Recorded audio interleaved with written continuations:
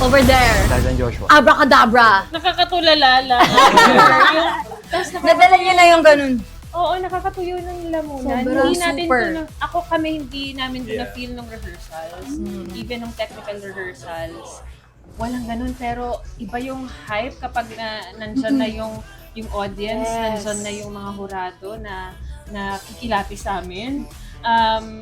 And at the same time, yung fulfillment, nakakaiyak. Yung pagkatapos, gusto mo na Pagtapos. umayak.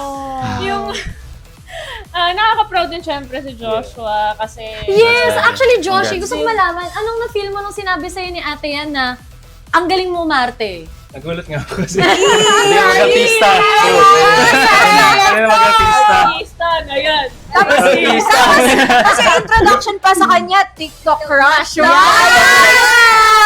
Ay, ikaw pala yung nagtuturo. Papasahin!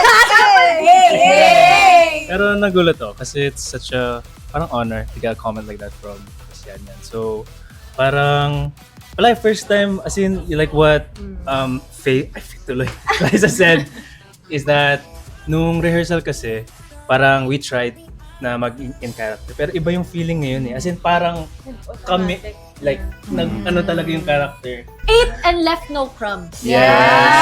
Thank you, guys! For sure, marami pa Congratulations kaming- sa inyo. Ang galing-galing niyo. We're so happy. Congrats, guys! Marami pa kami abangan sa inyo.